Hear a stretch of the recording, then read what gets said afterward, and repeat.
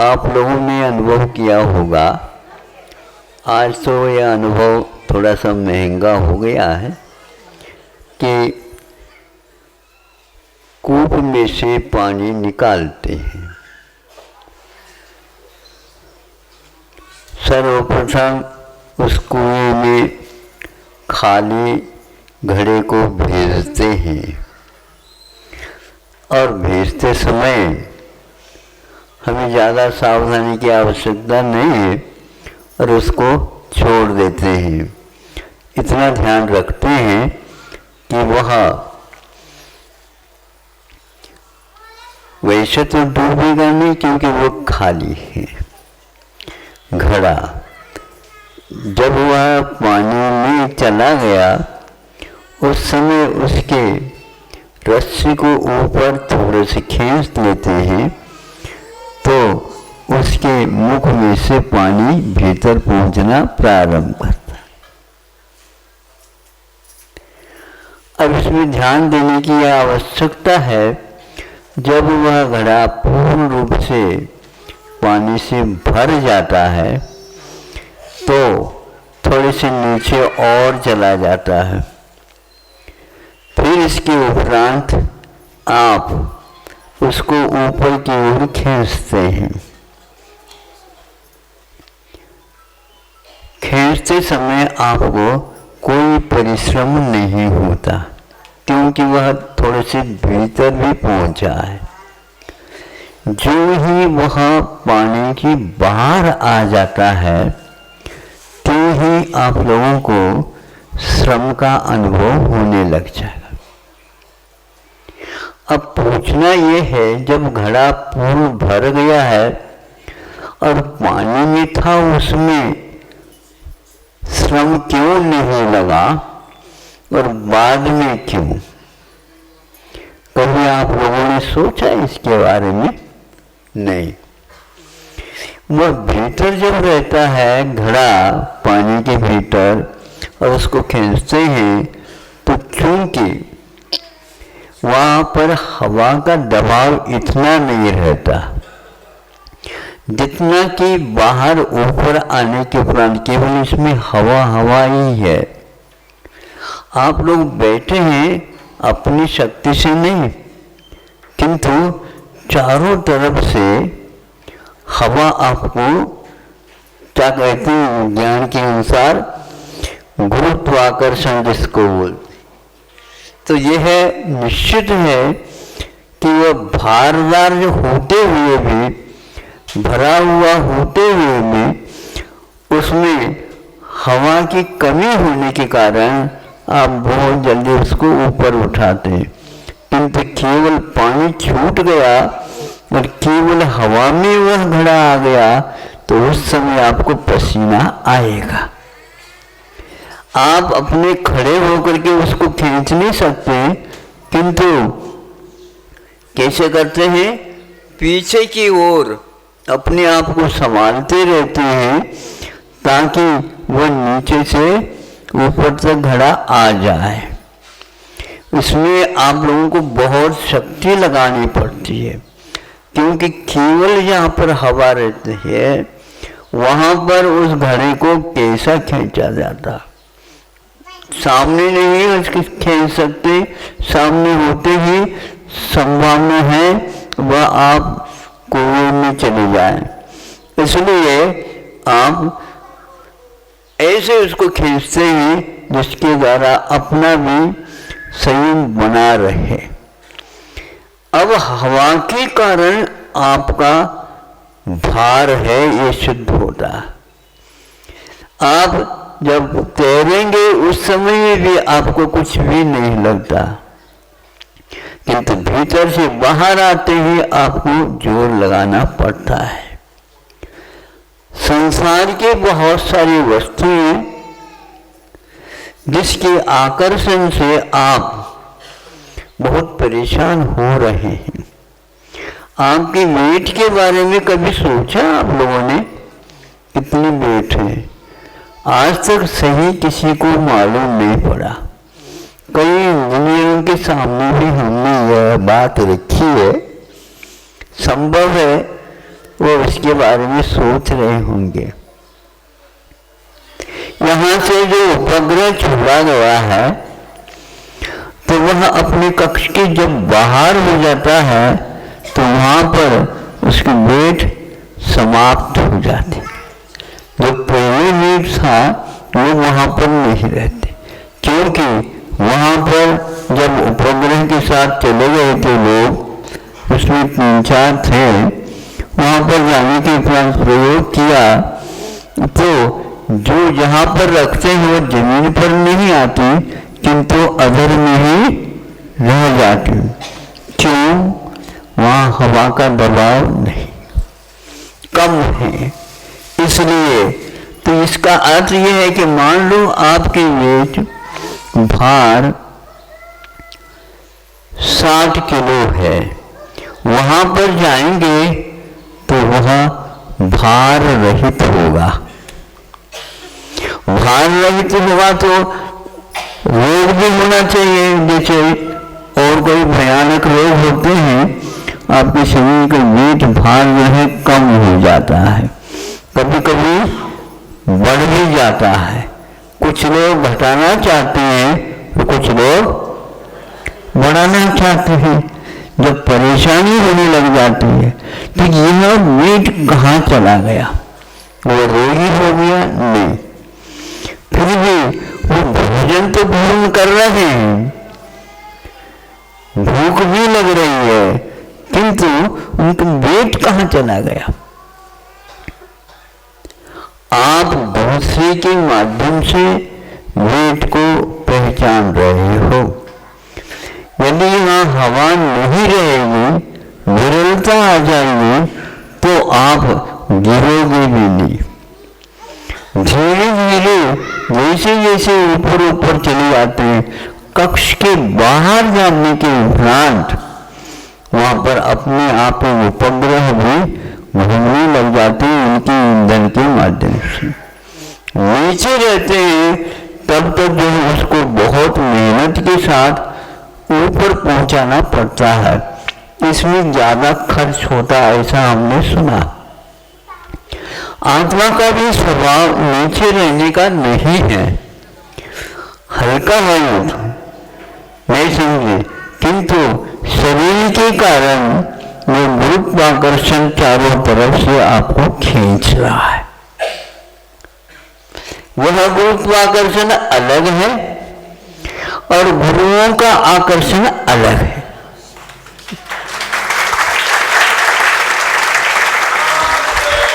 हाँ, तो उसमें वेट की दृष्टि रखी जाती है, लेकिन यहाँ पर वेट नहीं है, यहाँ पर तो विरलता है, दबाव नहीं है।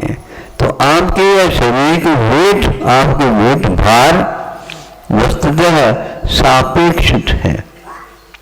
हवा चारों ओर से आपको जकड़ करके रखा है, और जहां ज्यादा हो जाए तो भी गड़बड़ी, जहां पर पूरी रूप से विरलता आ जाए तो भी गड़बड़ी। किंतु कक्ष से बाहर चले जाएंगे तो कोई भी गड़बड़ी नहीं होती।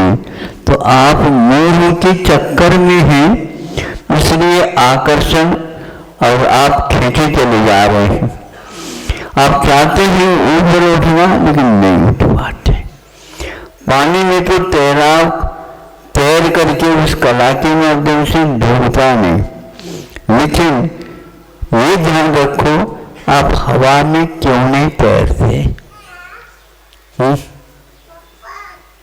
महाराज हम विमान में बैठ जाते हैं तो तैरने जैसे ही अनुभव होता है, लेकिन वहां पर ये भी आपको डर रहता है कहीं ऐसा न हो, कहीं ऐसा न हो कि क्या मतलब महाराज आज से विमान से यात्रा करना है, क्षेम पूर्वक मैं उस यात्रा को पूर्ण कर लूं।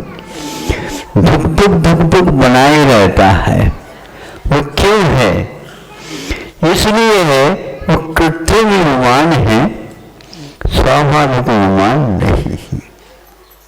थोड़ी थोड़ी सी भी मशीन में गड़बड़ी आ गई, पेटेंट हो तो भी वह काम में नहीं आएगा, एकदम वह आपको नीचे की ओर खींचेगा। आप ऊपर की ओर क्यों नहीं खींचते? अपने आप को बोलो, नीचे की ओर ही क्यों आते? तो ये कहते हैं उत्पतनम पतनम प्रवर्तते, ऊपर भी उठ जाता है और नीचे भी आ सकता है, इसको पतन बोलते हैं। हम लोग दूसरे के संपर्क में आने से या सांसारिक मोह के आकर्षणों से हम पतन की ओर चले जाते हैं और हम हल्का हो जाते हैं तो ऊपर की ओर चले जाते हैं। तो संयोगाभावात् उत्पतनम, संयोग का जब अभाव हो जाता है तो हमारा ऊर्ध्वगमन अपने आप ही हो जाता है। ये कई बार हमने कहा है, हम ऊपर उठना चाहते हैं लेकिन भार को लेकर के उठना चाहते हैं। तो भार को यदि उठना चाहते हैं भार सहित, तो ये ध्यान रखना, आप ऊपर नहीं जा सकते किंतु नीचे की ओर ही जाएंगे। आप कहाँ जाना चाहते हैं बताओ? ऊपर। सब जगह वाहनों के लिए रास्ता बने हुए हैं, लेकिन विमान का कोई रास्ता नहीं होता, वह कहीं भी जा सकता है। इतना आवश्यक कि उसके भी कुछ बंधन है। इस रास्ते के निर्माण करने के लिए उस विमान को तो तैयार किया, लेकिन रास्ता का निर्माण नहीं कर सकते। वर्षा वगैरह होने लग जाती है तो विमान को नीचे उतरने की आवश्यकता पड़ती है। कभी कभी वह नहीं उतर पाते हैं तो गिर जाते हैं। ऐसे क्यों होता है? क्योंकि हमने दूसरे वस्तुओं के साथ उसको बांधने का प्रयास किया है। आज तक इसके बारे में आप नहीं सोच पाए होंगे, उसको सोचना पहले प्रारंभ कर दो। जब चक्कर आने लग जाता है तो गिरता है, नहीं समझे? जब चक्कर आने लग जाता है तो गिरता है। किसका अभाव है? यहाँ पर पानी भी है, हवा भी है, सब कुछ है, शरीर में शक्ति भी है, लेकिन चक्कर जब आता है उस समय गिरने लग जाता है। तो ये कौन सा आकर्षण है जिसके कारण आपको असंतुलित कर देता है? हाँ, सोचे, जितनी भी वस्तुएं हैं वो वस्तु हमारे लिए हानिकारक भी है और लाभप्रद भी है। ये दोनों के पीछे एक ही मात्र है, हमारा आकर्षण।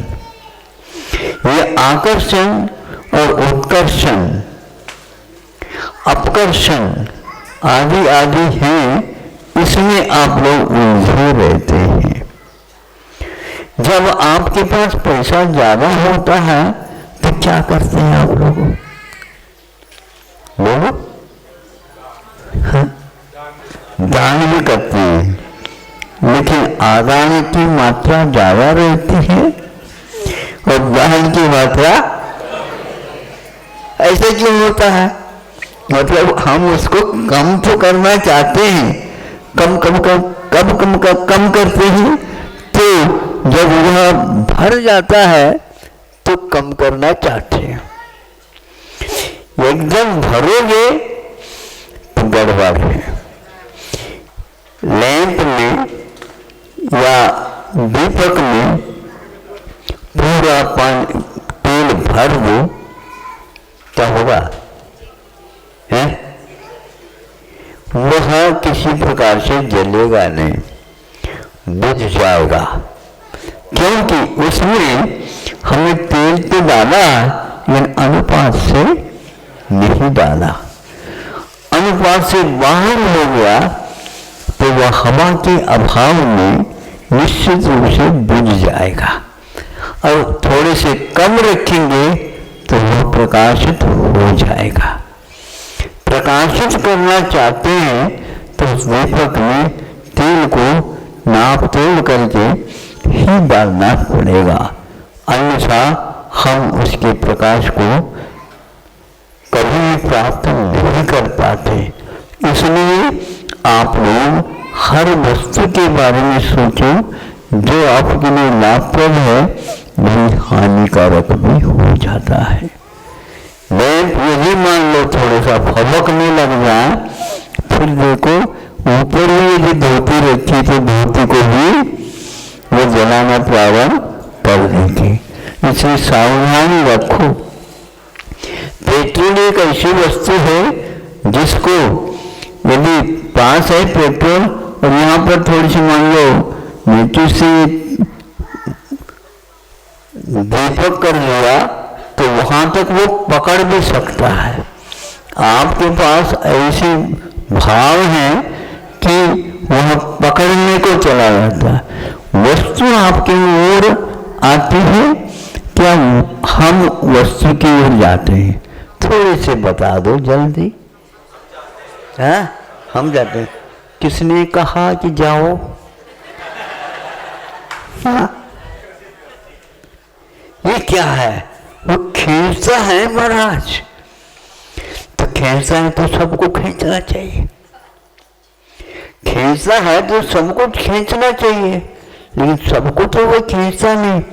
जो खींचना चाहता है उसको वो खींचता है। अब खिंच जाते हैं, आकर्षित हो जाते हैं। इनको आप ऐसा करो, अपनी संतान के ऊपर भी इस शिक्षा को अवश्य दे देना। यदि ये संस्कार उसके ऊपर पड़ जाए तो कहेगा पिताजी इतना ही पर्याप्त है। पिताजी 2-3 शाखा और बढ़ाना चाहते हैं, फैक्ट्री है तो 2 खड़े करना चाहते हैं, और दुकान है तो और दुकान और अन्यत्र। बेटा तुम बॉम्बे चले जाओ, बेटा तुम कलकत्ता चले जाओ, बेटा तुम दिल्ली चले जाओ। बेटा कहता है कि नहीं हम मुझे जाएंगे। वहां का और बड़ा चक्कर है, वहां पर एक केला 100 रुपये आता बताते। तुम्हारी सारी कमाई खर्चा में ही चली जाएगी। इसलिए ज्यादा पैसा एक प्रकार से वस्तुओं को बहुत आसमान तक ले जाएंगी, कोई खरीद नहीं सकता। ज्यादा पैसा ठीक नहीं है, बल्कि पैसा कम रहे तो उसमें आनंद और है। क्योंकि कोई चोरी कैसे करेगा? है ही नहीं अपने आसपास से। जितना आप संग्रह करेंगे उतने ही आप और उसकी ओर खींचते चले जाएंगे। 3 इंच वगैरह नोट के बंडल की ओर नहीं जाते, और आप 3 इंच ऐसा कोई बड़ा भी है, सामने पैसा रख दो,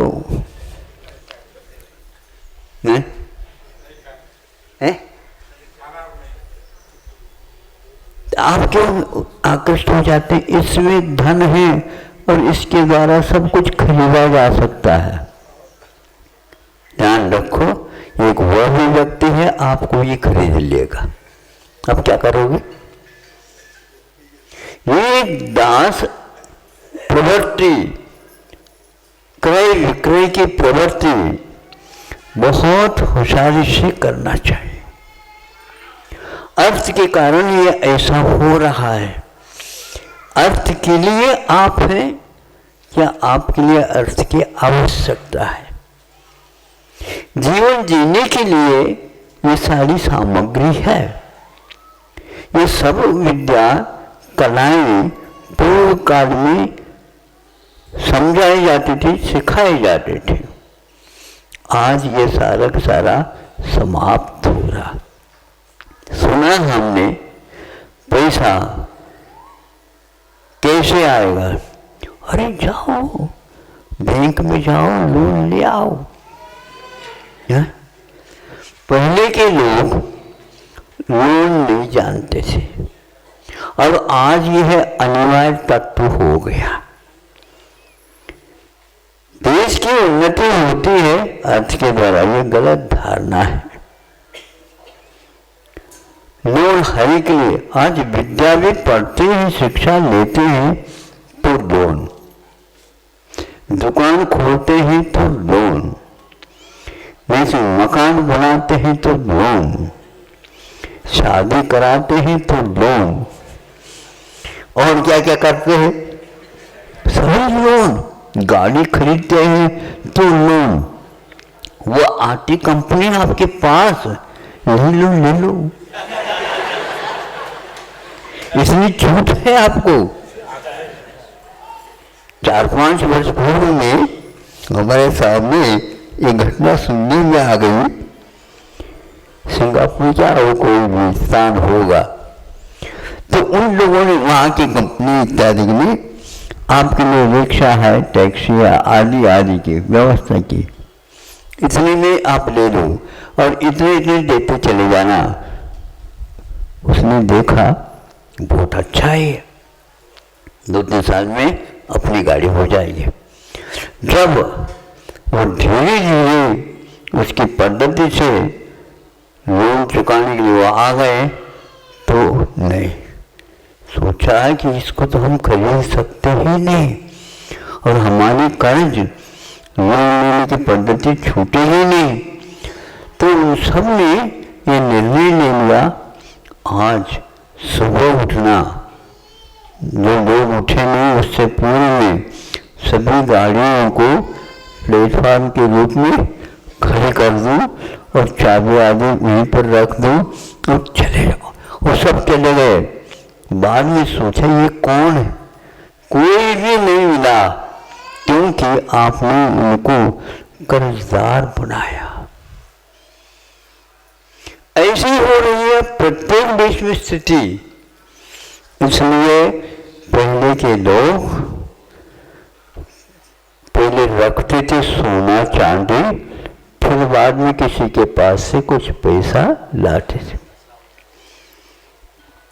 थोड़ी में आया, खेद ऐसा हुआ, नहीं खेद नहीं है, समझने की बात है।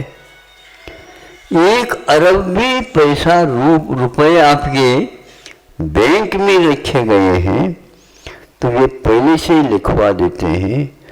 किसी भी प्रकार से बैंक में कोई गड़बड़ी हो गई तो आपके लिए केवल 1 लाख रुपए मिलेंगे। आपका धन का अवमूल्यन आपके द्वारा हो रहा है। सुन रहे हो? माता पिता आप लोगों को पढ़ाते हैं, पैसा पूरा लग जाता है, लेकिन उसको कुछ मिलता नहीं, अनुभव नहीं है, तो रोजगार भी नहीं मिलता तो रोते रहते हैं। ये रुलाने में कारण आप ही हैं। ऐसा नहीं करो, क्योंकि मुद्रा का अवमूल्यन एक दिन आपको खा जाएगा। अरब रुपए हो करके भी आप 1 ही लाख के मालिक हैं। पहले लोग कुछ लेना चाहता है तो वहां मूंछ के बाल रखते थे, अन्यथा नहीं लेना, क्योंकि जब मैं इसको चुकाऊंगा उस समय अपने मूंछ के बाल को वापस ले जाऊं। स्वाभिमान का प्रतीक था। आज तो कोई मूंछ ही नहीं रखता, लोन ले लेकर के आप जी रहे हो, ये ठीक नहीं। कर्जदार बनना जीवन में कोई सफलता नहीं है। स्वाभिमान रखो, स्वास्थ्य रखो, किंतु कोई भी व्यक्ति इसको देख नहीं रहा तो क्या कर सकते हैं हम। लेकिन देखने के उपरांत समझ में आ जाता है तो कुछ कह तो सकते हैं। आप लोग सारे दुखी है। महाराज बहुत दुखी हैं हम, कोई एक आध व्यक्ति तो सुखी ले आओ ना, सभी ऐसे ही है। तो ऐसे कैसा हुआ? तो सबके ऊपर उसका प्रभाव पड़ रहा है, पड़ चुका है। इसलिए आप कर्ज लेने के बारे में अवश्य सोच लेना। महाराज सरकार ही नहीं सोचती तो हम क्या करें? सरकार यदि नहीं सोचती तो सरकार के बारे में आप भी सोच सकते हैं। आप ही लोगों ने तो सरकार बना करके वहां तक भेजा है। जैसे बच्चे को आपने भेज दिया पढ़ने के लिए और वह 2-3 साल में कोई भी उन्नति नहीं की, बेटा बेटा आ जाओ, अब तुम्हारे लिए मोटरसाइकिल है, साइकिल है, इसकी कोई आवश्यकता नहीं है। तुम्हारे लिए तो अब 2 पाए से बैलेंस नहीं रह रहा है, 3 पहिया वाला ले आओ।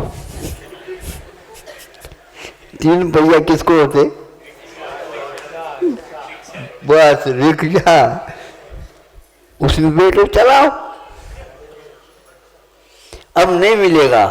इसीलिए कहता हूं आप बच्चों को ऐसे संस्कारित करिए, उनकी मुद्रा का अवमूल्यन न हो करके उसका विकास हो जाए।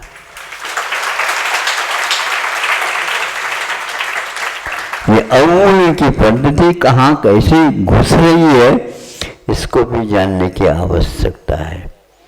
2 बातें कह करके छोड़ देता हूं कि स्वतंत्रता मिलने से पूर्व में यहाँ पर बैंक खुल गई थी, इंडियन बैंक। आज उसके 2600 से भी ज़्यादा शाखाएं हैं, किंतु उसका नाम इंडियन पड़ा। इसी प्रकार स्वतंत्रता से पूर्व में 15 वर्ष या अधिक एक भारतीय बैंक खुला।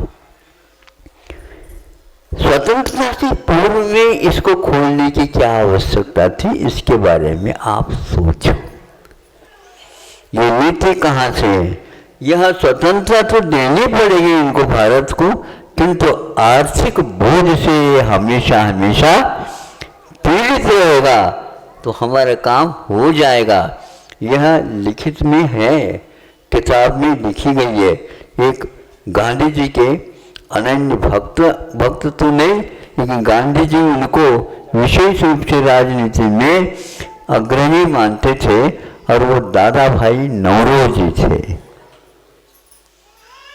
उन्होंने यही कहा कि इसकी क्या आवश्यकता थी, पहले से ही आपका अर्थ का अवमूल्यन करने के लिए यह सब योजना बनी हुई है, और वह व्यापार के लिए नहीं आए, राजनीति के लिए आए थे। और आप लोग इस नीति को समझ नहीं पाए, उसका परिणाम ये निकल रहा है। इसलिए हमारा कहना है कि भारतीय बैंक हो, लेकिन उसमें सोना चांदी रखने का प्रावधान हमेशा हमेशा था, इसलिए रखना ही चाहिए। अन्यथा विश्व बैंक आपके लिए खड़ा है, खूब ले लो कर्ज, अपने आप ही चुका दो। उनका ये कहना है कि मूल कभी भी नहीं देना। सुन रहे हो? मूल देंगे तो आप तो फ्री हो जाएंगे, आप स्वतंत्र हो जाएंगे, नहीं तो आप ब्याज देते जाओ। ब्याज खाने के लिए मिले या ना मिले, किंतु ब्याज लेते जाओ। वह बैंक खोलने का ये एकमात्र इरादा था उनका। अर्थशास्त्र का ज्ञान है ही नहीं इन लोगों को, किंतु अर्थ की बात तो करते हैं।